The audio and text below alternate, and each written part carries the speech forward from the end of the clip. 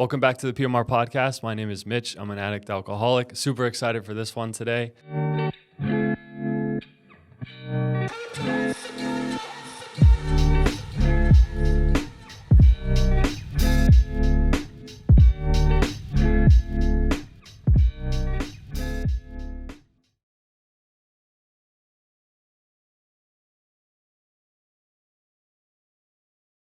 Episode 56. We got two guys on today. I think first time we've had two guests, which is super exciting. Both these guys work with the Vic James Center, amongst other things. Wanted to give express my gratitude for the Vic James Center supporting these podcasts today and going forward for a bit. And just super grateful to be able to record in a studio like this with all this awesome stuff and work with our awesome producer Nova, and Sophie's here today, which is exciting. First time we've met. But today we have Justin and Ryan on today. They do the fitness programming with the Vic James Center and amongst a lot of other things, experience with addiction and alcoholism and recovery and just healthier lifestyles and teaching that to our younger population. But super excited for today. Yes, sir. Thank you for having us. Thank you. Of course. Yeah, guys, really excited for this one. Just furthering my jealousy that you guys are in the studio. I'm Andrew. I'm an alcoholic. I'm an addict, and I'm stuck in Boston. I really excited for this episode. Again, just to mirror Mitch, I'm so grateful for the Vic James Center, for the connections we've made through this process, and for the opportunity to be, in a studio working with Nova and having, such kind of varied and amazing guests on last week. With Miles was amazing. He just dropped a single, by the way. Check it out. And this week, a kind of a totally different perspective. So welcome, guys. We'd love to hear a little bit about your story and where you're from. Appreciate you, Andrew. Appreciate you, Mitch. Thanks for having us on. Super excited to be here. Super grateful to be here. Born and raised here in California. Been playing sports my whole life. Thankful for Ryan right here. He brought me on to the Vic James team about a year and a half ago. We were coaching football together, and he spoke to me about this really great startup that he was a part of and the different things that they were doing, helping the youth, helping with the prevention. And he told me he thought I would be a perfect fit to work with him and help out his team.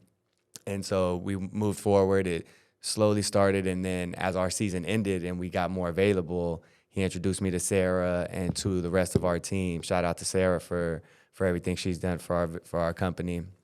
And so, yeah, thanks to Ryan as well for bringing me on. And like I said, I'm super grateful to be a part of this and helping people that are battling these daily addictions and these daily battles and these daily demons is really important to me. I have a lot of family who have been through it, a brother, close friends that we'll get into, but I'm really grateful to be working in this program and working on this. So thank you, Ryan. Thank you, Sarah. Yes, sir. Thank you for having me on here, Mitch and Andrew. Hell yeah.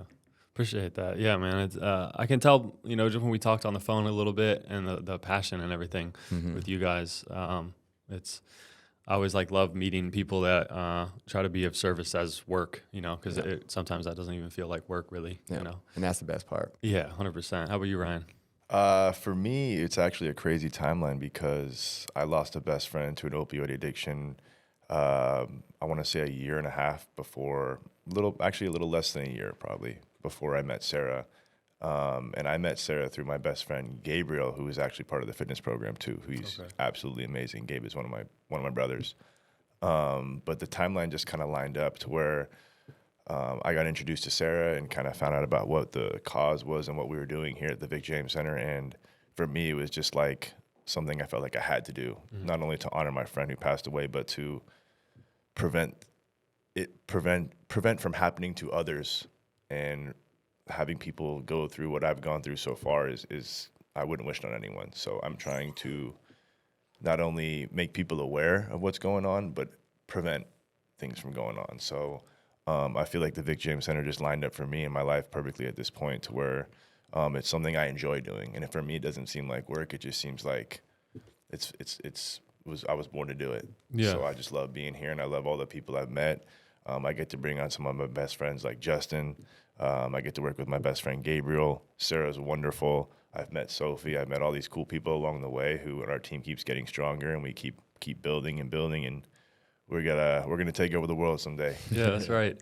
It's honestly like super exciting because like it's just wild how like fast the community kind of builds and intertwines. Like I met Sophie, and then Sophie introduced us to Sarah. Sarah introduced us to Nova, and then Miles, and then you guys, and like just following the Vic James Center for the last like month. Really, I've been seeing that you guys have been like hiring other people and getting more out there and stuff like that. So it's pretty exciting. You know, it's pretty exciting. That I'm a big believer in things happening as they should and stuff like that. As long as you, you know, put your best foot forward and being of service daily and stuff like that, like everything will just fall into place. So for like what you guys are doing, like actually with the classes and stuff, can you talk to us a little bit about that? So what we try to emphasize and try to do is we try to use fitness as a tool to not only help people learn about themselves, but to feel confident about themselves, and to use fitness as more of like an outlet instead of resorting to, you know, smoking pot, doing drugs, drinking, all these other things. Is once you feel confident and you can build a sense of self, you really don't need those things. A lot of people try to fill a void with those kind of things like we talked about, like a Band-Aid previously. I used to smoke a lot of pot. I smoked pot every day for about, 10 plus years. But for me, it was like a Band-Aid. It was something that I did to either escape something, a feeling, or just, I can't even really explain it. But once I stopped, I've been sober since 2016, and I've just been taking everything head on. And for me, I use fitness as a big tool in my everyday life to feel good about myself, to feel confident, to help others feel confident. And for me, it's more than just fitness. It's like a lifestyle change. So I'd like to help others feel that way and not have to have people feel like they need to put things in their body to feel good about themselves.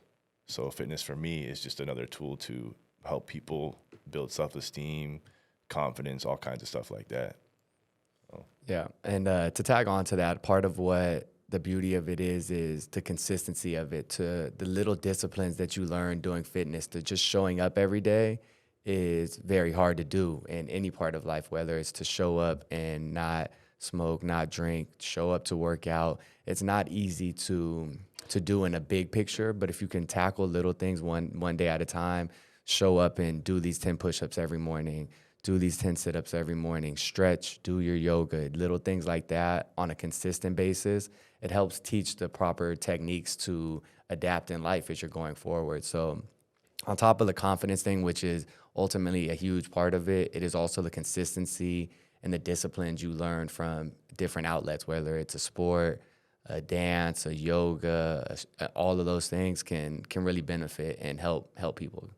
Yeah, it's just crazy kind of how like I'm a big believer in like the consistency leads to like discipline, and then once you have your discipline, you kind of get into that rocking and rolling phase. But it's crazy how just like people say like make your bed, you know, when you get up, like it's hard. Do your 10 push-ups, like those little things like stack crazy fast, but it's the beginning or like the first like week, month, whatever, that like building that and ingraining that is like so hard, or it feels so hard. And it is, and that's part of why we, like, to your point, you got to stack the little things. It's as simple as make your bed every morning, read 10 pages out of your favorite book, study the Bible if that's what you're into.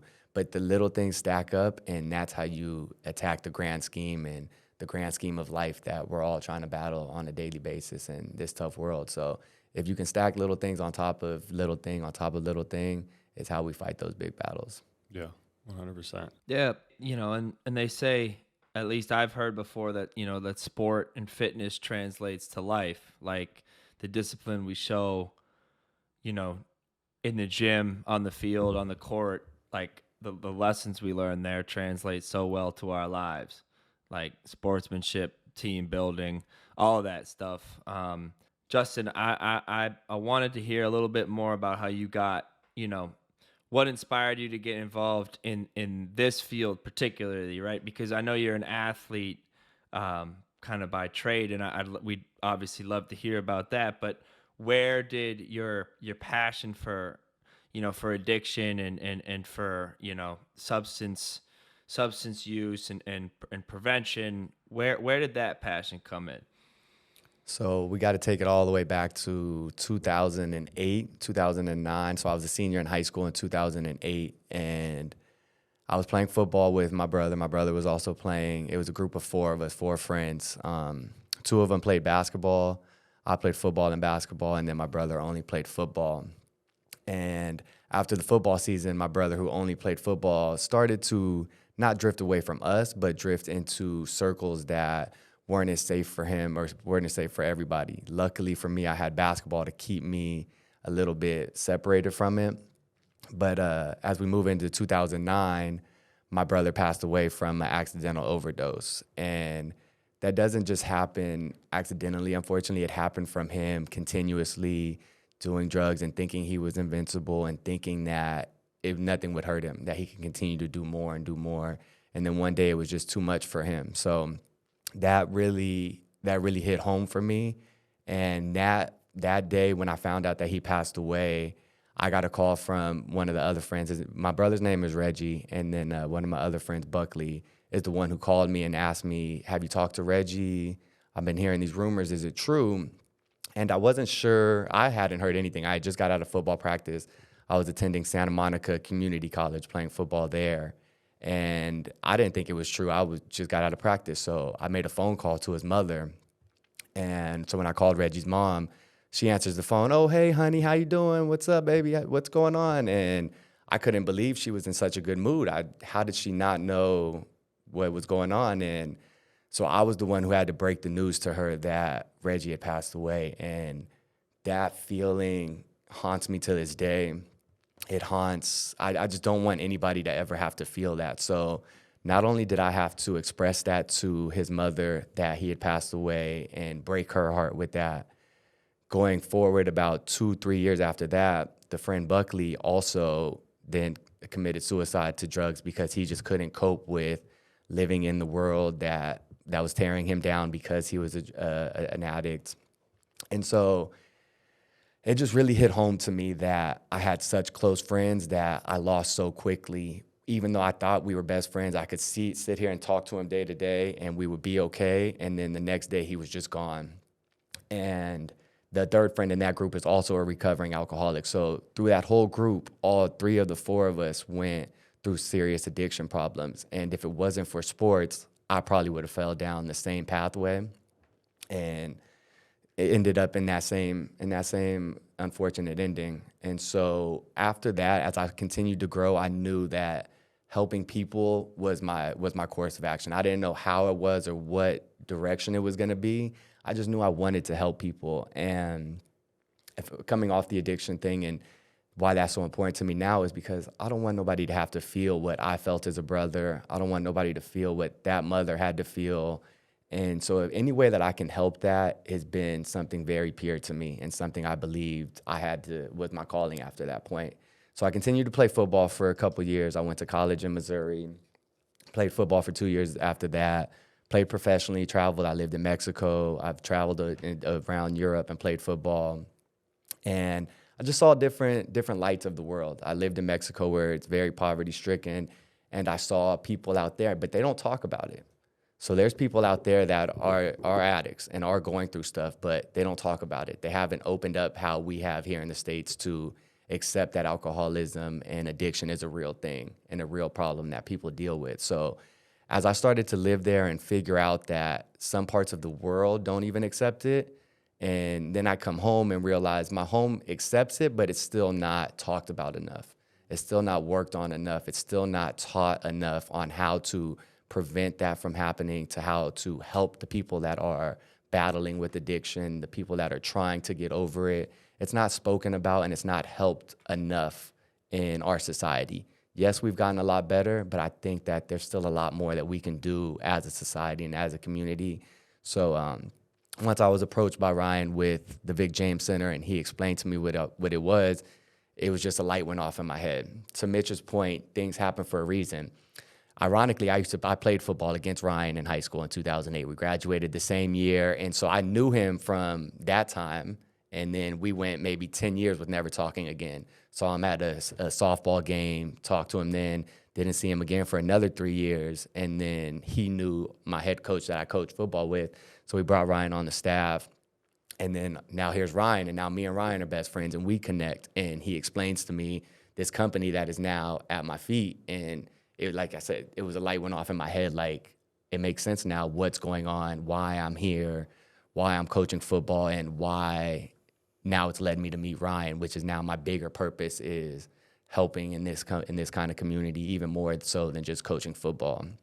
And so that's how I got started into the Vic James Center. That's why it's so important for me to want to help people that are fighting every single day, people that don't have people that to stand up for them, because whatever reason it is, some people don't want to stand up. So I'm here, Ryan's here, our Vic James Center is here to make sure that people know we're here to stand up for them and to fight for them, even when they're not willing or don't know that they have the fight in them.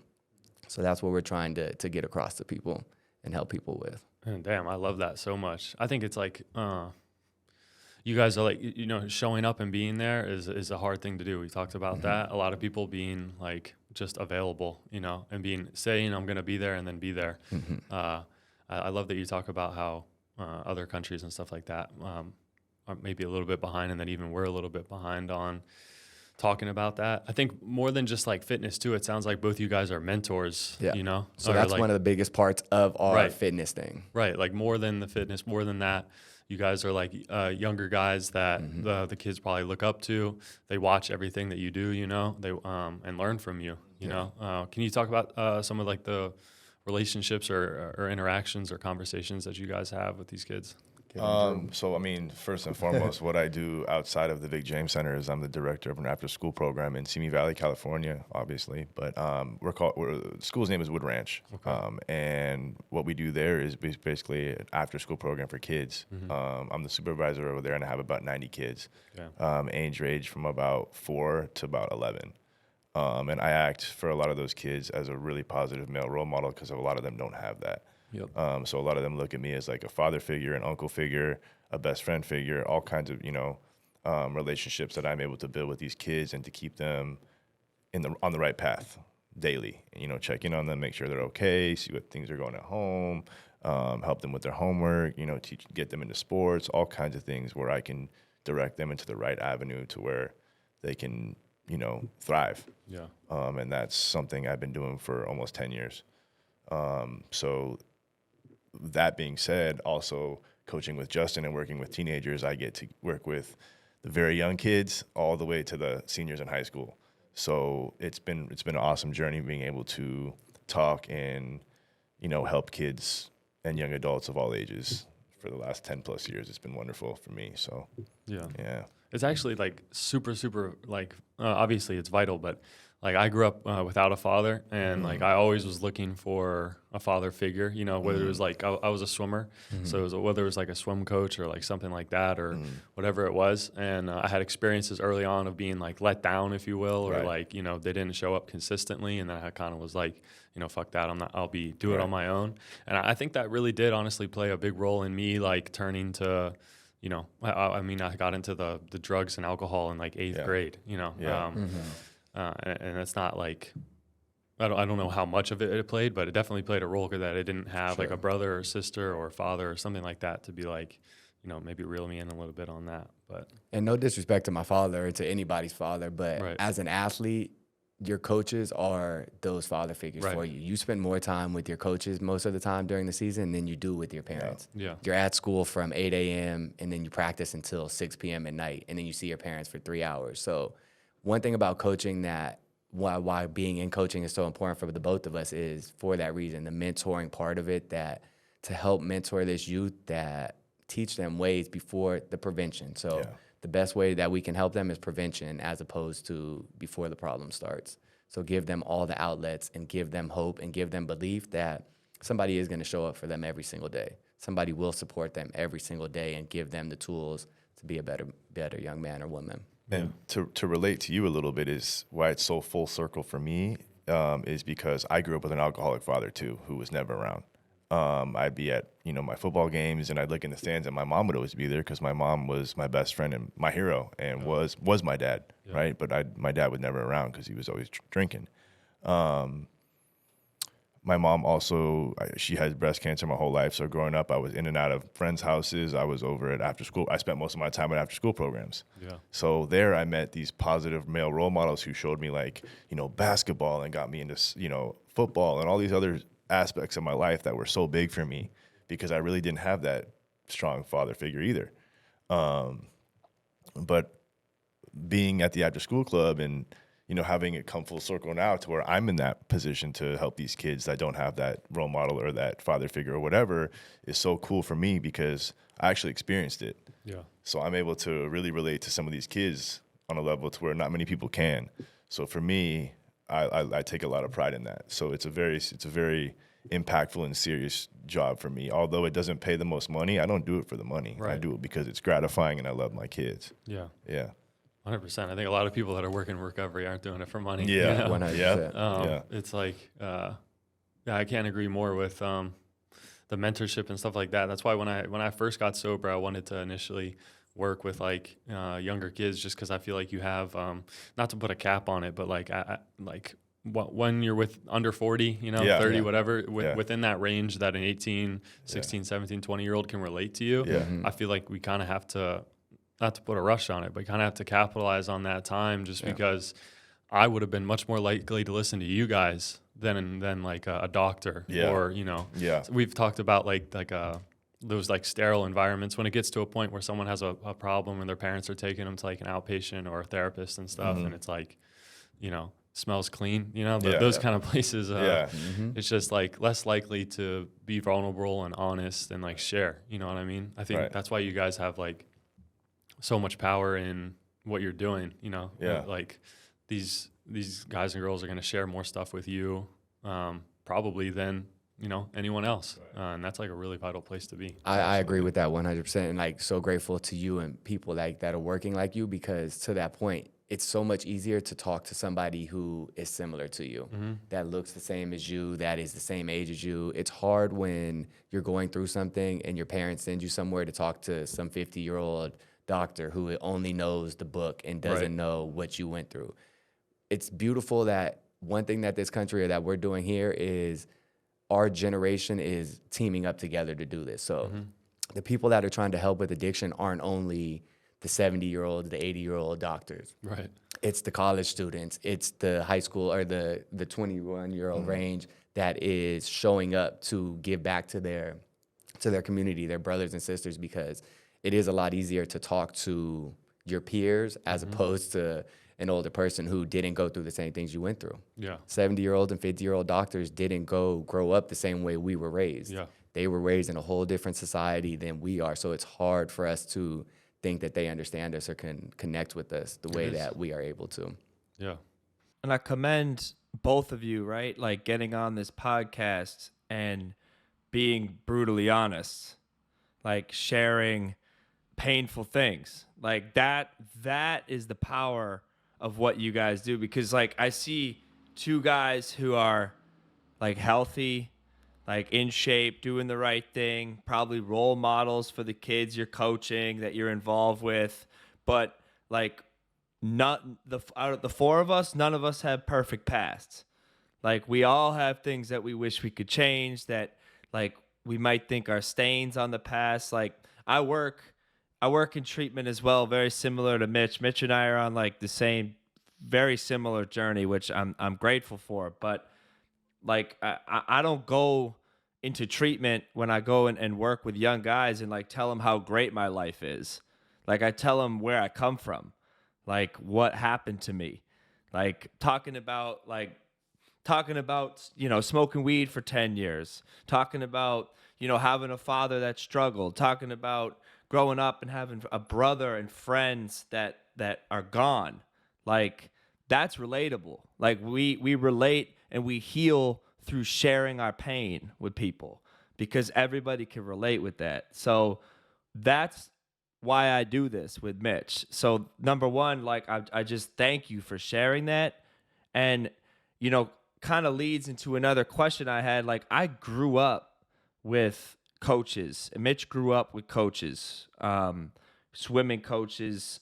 He has role models. Todd's his name, right, Mitch? Yeah.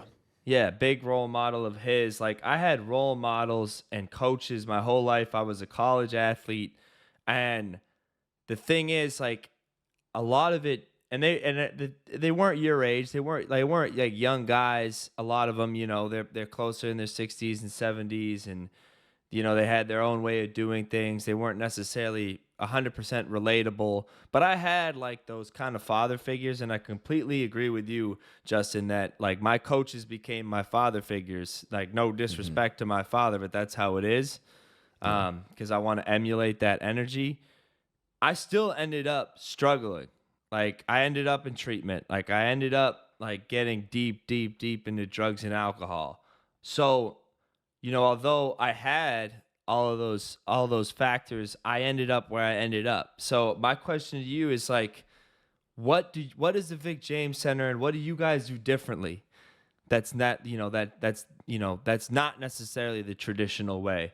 Like, what kind of strategies, what kind of activities, what kind of interactions are making a difference versus, my kind of traditional growing up, having a coach, still ending up where I ended up? How is it different at the Vic James Center? A beautiful thing about the program that we're doing, like, I'm glad that you were able to recognize it without us even saying it, but yes, we have the umbrella of fitness and athletics, but it's more so mentorship. Right. So half the time when we're working out, we're talking to the kids, talking about their days, talking about jobs, talking about ways to get better in life and how they can advance their life. So when they come to the fitness, if they're not in the mood to work out, guess what? We don't have to work out. We sit there, we talk.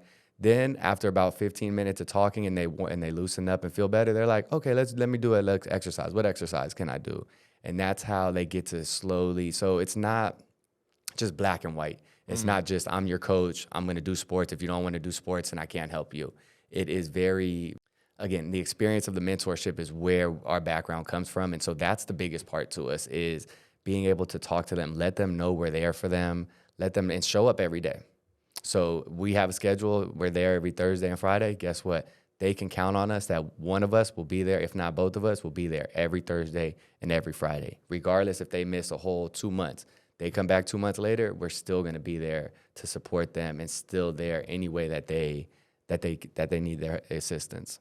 So it's not black and white for us and just fitness. We don't only do the fitness part of it. The mentorship is really where we're trying to connect with the youth and help them and let them know that there's somebody there that cares about them and that gives a F about them.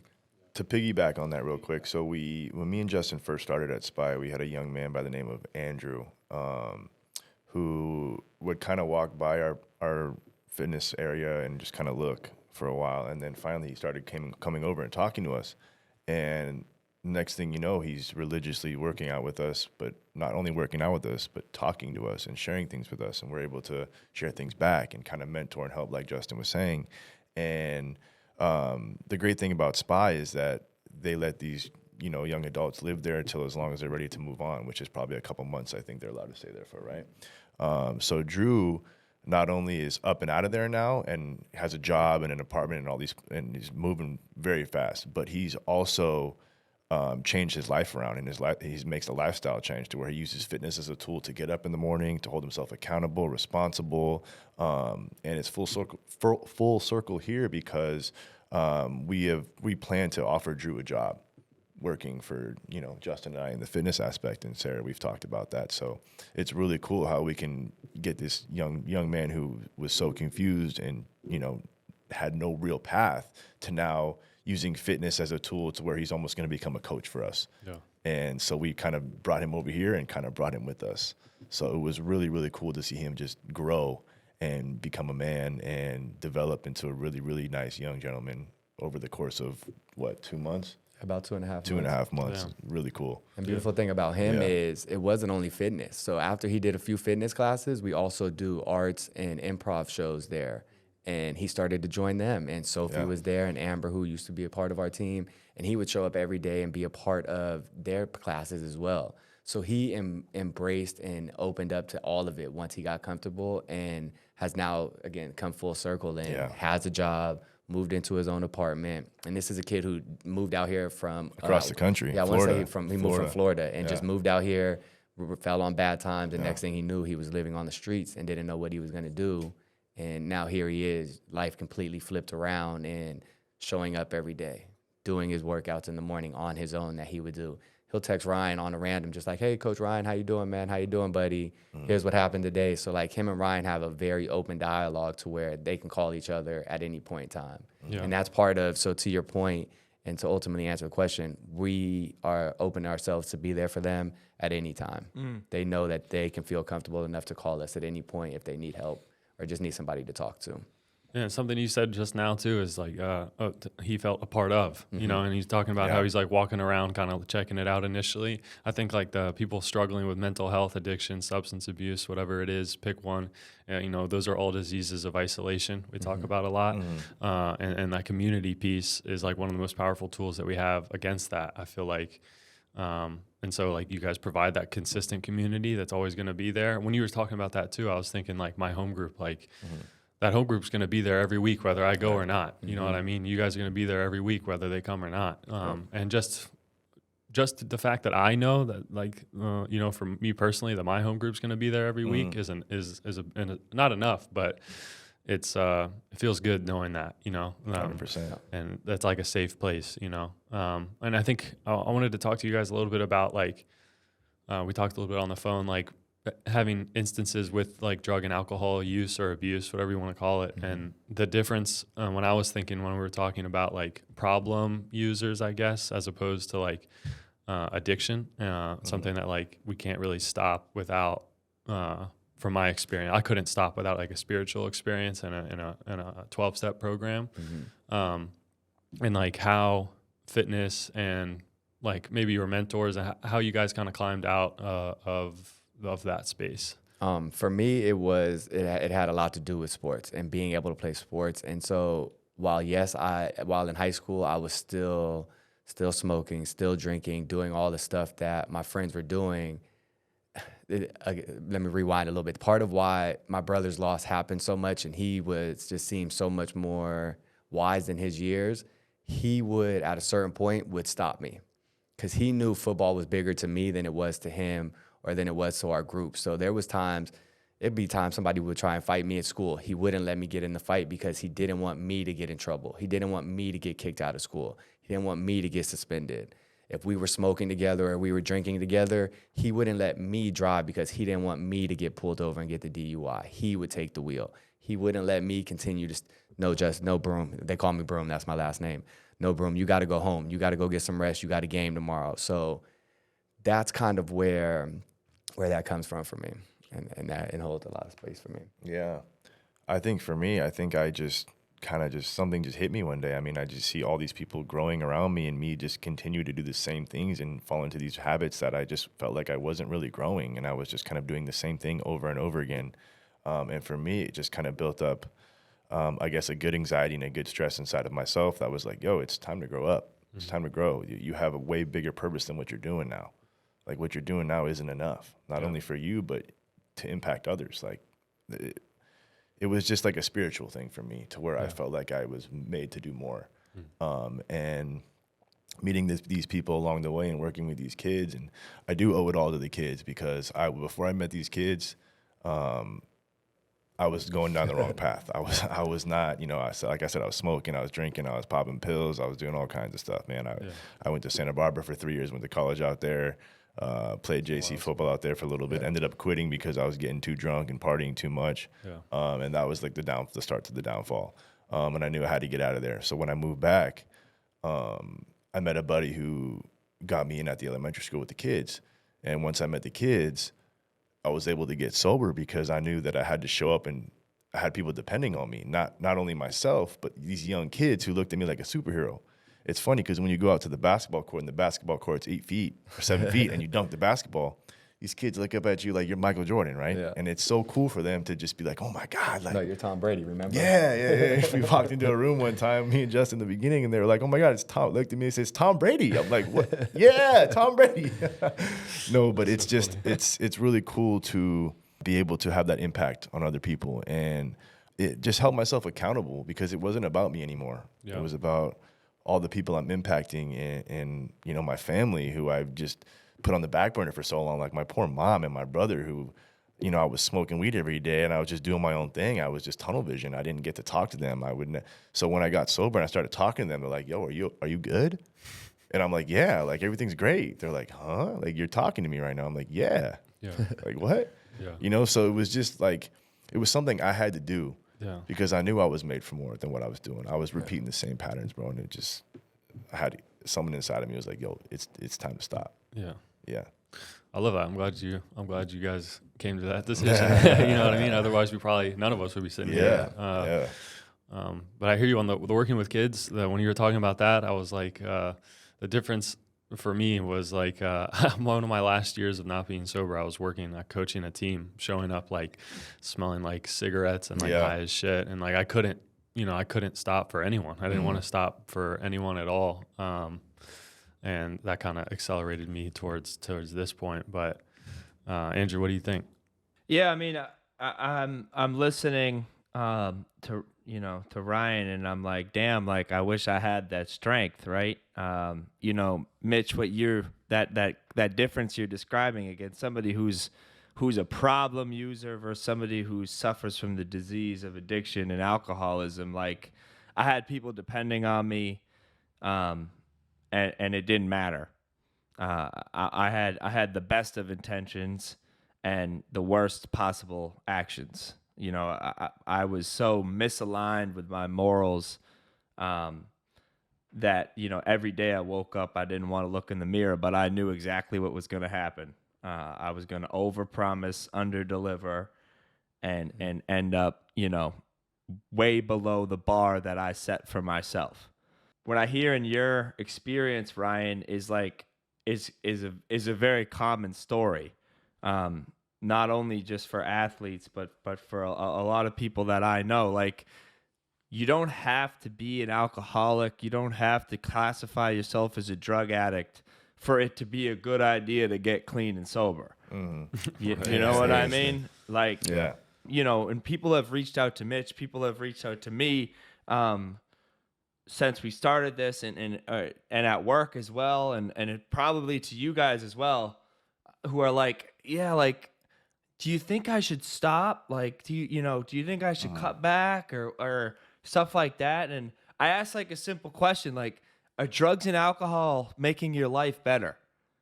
Like, is it significantly like getting better? Like, and that's I think across the board, that's a pretty simple answer. Like, for 90% of the world could answer like, no, they're not. You know what I mean? Yeah, 100%. And so one thing that I left out, because it's kind of personal, but I'm going to come out with this, is one thing that really also made me stop and move forward is that I do suffer from a lot of OCD and a lot of anxiety, like a lot of other people do. And when I would do these things, when I would smoke or when I would drink or whatever, it would just usually enhance that. And I had to break the habit because it was going to make me go insane. Yeah. So OCD is not fun for those of you who have it. It sucks. Anxiety sucks. We all have anxiety. And, you know, with that comes depression, whatever. It goes down, you can go down the road, right? But if you can harness that, like for me, like that's why fitness is so big for me, because I'm able to harness all of those issues with fitness and holding myself accountable and working out and pumping those natural endorphins through my brain without, you know, picking up a blunt and smoking a blunt or grabbing the bottle or whatever that may be.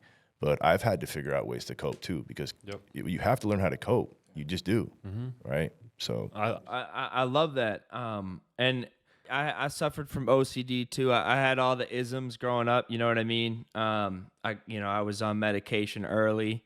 It didn't work for me. And I chose to medicate myself, and it usually did the opposite for me. It made it worse. Even if I got like temporary relief, the way that the pendulum swung back the other way was 10 times worse than it would have been. You know what I mean? Yes. I love that you said that, because when I was in rehab, there was an addiction specialist there, which Sophie and I share as a goal, eventually career-wise getting to. But this guy was like a gangster. Like, yeah, and right before I was getting discharged, he I met with him like 3 or 4 times when I was inpatient, and then towards the end, we were talking about meds and what I would be. Because when I came in, I had a full Adderall prescription and a full Ritalin prescription that I was abusing. But I did get the ADD stuff, and then depression, anxiety, all that, right? Yeah. And then he was like, I think you can find other ways to cope, or like you were saying, like harness, or use the ADD in a good way, find other ways to try to combat that, as opposed to going back on like this, like pretty oftenly green lit, like Ritalin and Adderall stuff. Because if I had gone back early in sobriety and started doing Adderall again, I think, I probably would have went from taking the correct dose back to like snorting it. So I think that's something that really should be talked about more too. I think I'm not like an anti-medicine person, but I do think that like I think that if you're struggling with anxiety, depression, whatever it is, sometimes like the medicine can be like a Band-Aid, like a Band-Aid fix. And medicine does work. But I think like making sure that all your other ducks are in a line first. Like, do you have a job? Are you getting up early? Do you eat breakfast? Like all these basic things, if we can get all those knocked off first, and you're still anxious and still depressed and stuff like that, then we look at medicine, but I think far often sometimes it's just like, take this, and you'll be good in a month. and I'm just like you, as to where they try to put me on all these things in 2016, when I stopped doing, smoking weed and doing all these things, they tried to put me on medication. Right. And all that did for me was make me gain 30 pounds, make me, loss of sex drive, loss of motivation, loss of everything. And usually it gave me anxiety. Like it would give me anxiety attacks. It would give me panic attacks. I remember one time I thought I was having a heart attack, and it was a panic attack because I didn't know what the heck was going on. Yeah. And it was the scariest point of my life. I was like, dude, I'm having a heart attack. Like, I need to call 911. Yeah. But it was a reaction to the medication that they were giving me. So for me, I had to cold turkey. I did it for about less than a year, and I was like, yo, I'm done. So I cold turkey quit that and turned to my kids and fitness as my outlets to be where I'm at today. And let me tell you, the journey is still tough. It's not easy. Every day you live day by day, and you take the reins day by day, because if you try to think or do more than that, it's going to be tough. So you just live by the day.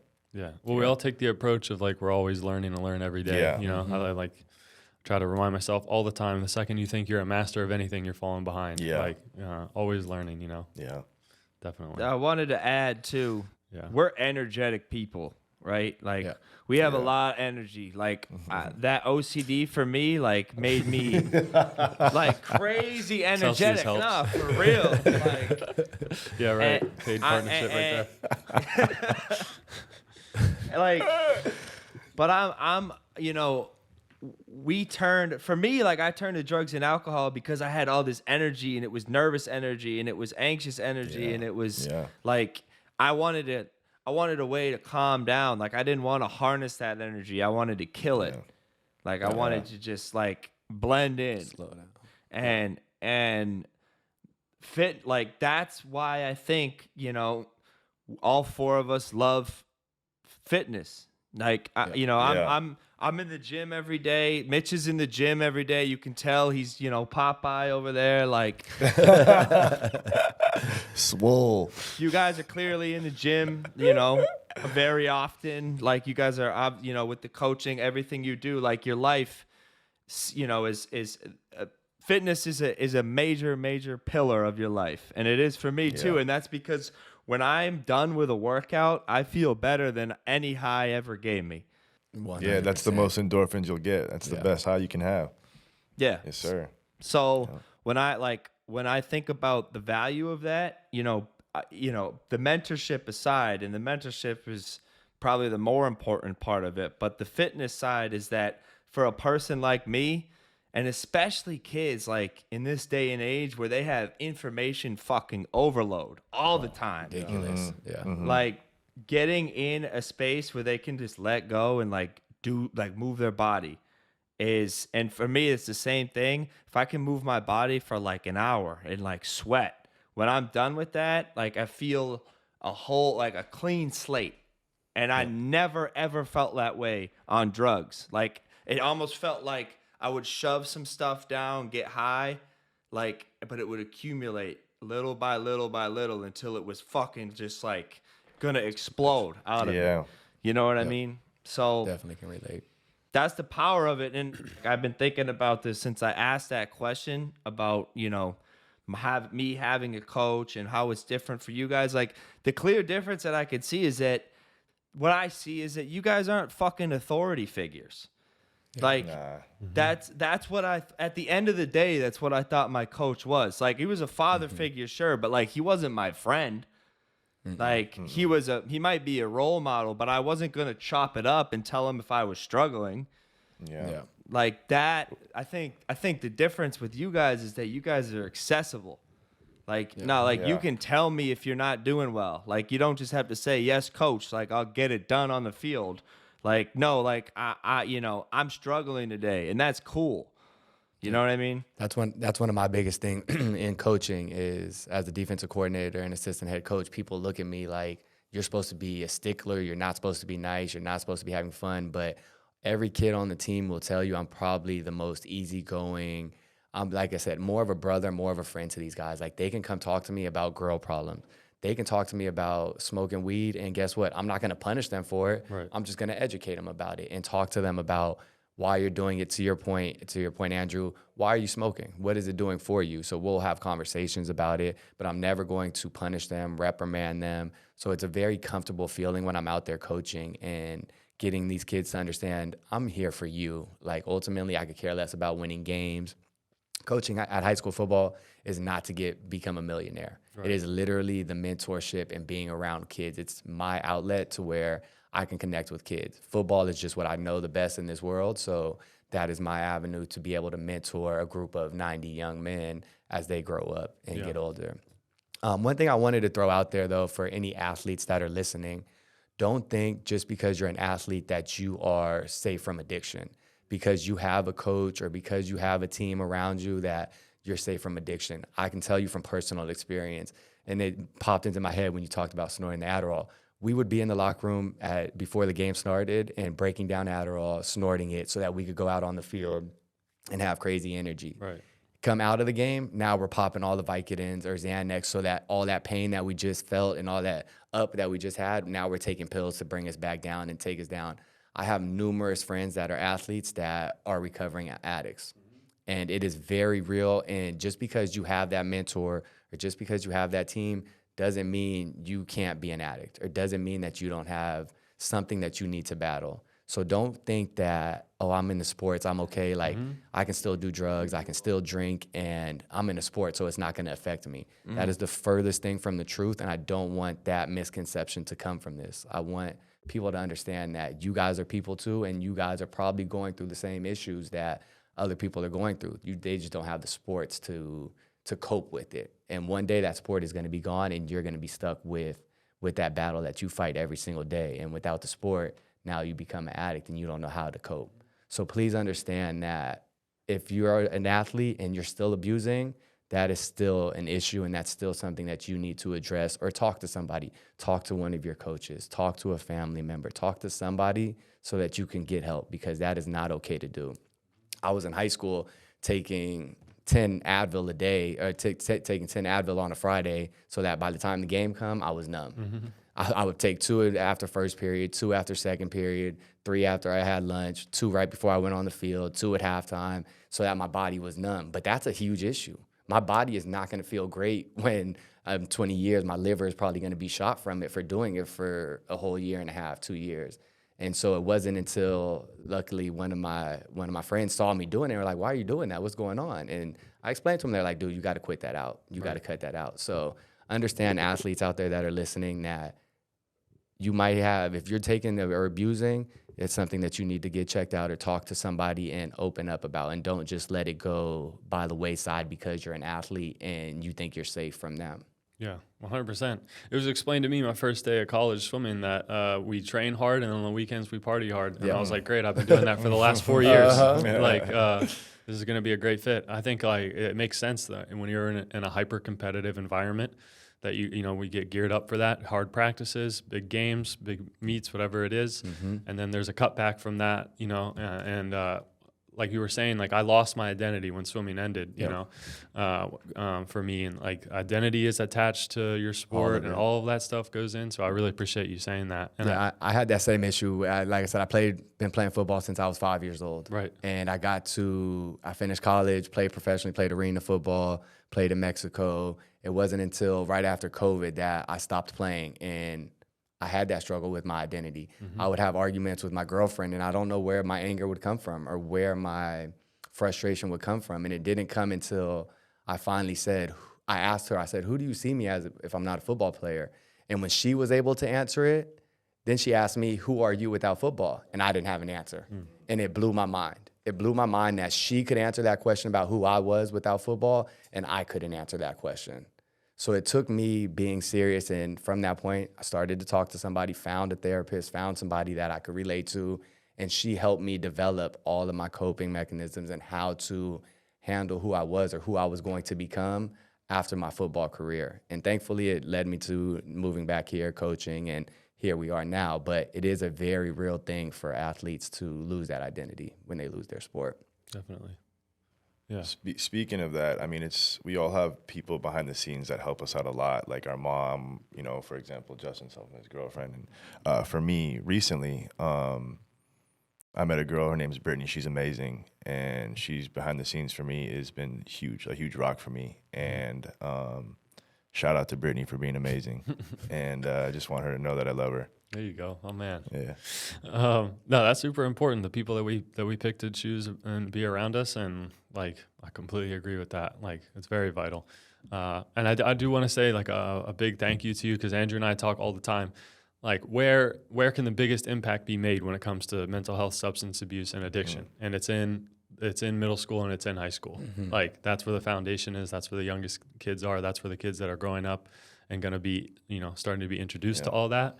That's where it is. And that's what you guys are doing on a daily level. So I really appreciate you guys doing that. And I appreciate you guys coming in today. It's been like amazing to get to meet you guys. Thank you for having us. It's been wonderful, man. We love it. I'd love to be on here again. So, anytime you guys want us, we'll cruise by. Yeah. Anytime. I love meeting all the Vic James Center guys and girls, and like just knowing that you guys are in LA too. It's like, I'm sure we'll be working together going forward too. 100%. Excited. Yeah. Thank you guys. Appreciate you guys. Appreciate you, Andrew. Hey, bro. Yeah, man. Just saying, really grateful for you guys coming on. We're gonna have to do another episode with you guys for sure. I don't think we've even scratched most of the surface of what we want to get into. I did just want to say before we wrap up on your point, Justin. I work for Chris Herron. One of the coldest dudes in the world. Yeah, he was so cold. So, just echoing what your sentiment, like it doesn't matter if you're the best athlete in the world, like, it's not going to protect you from falling into addiction. It didn't protect him. So I love that message, and I can't wait to have you guys back on. I got serious FOMO of not being in the studio, but it's all right. We'll get you in here. That's right. And I'll keep coming back. I appreciate you guys coming on. Much love. Much love, bro. Thanks for having us. 100%. Thank you guys, and thank you to the Vic James Center for sponsoring this episode and allowing us the opportunity to meet you guys. And thank you to Sophie. Thank you to Nova. Episode 56. We'll keep coming back. Let's go. Bang. Boom. There you go. Good stuff, boys. Yeah. Yes, sir. That was dope. I kept checking that clock. I was like, I can see it right now.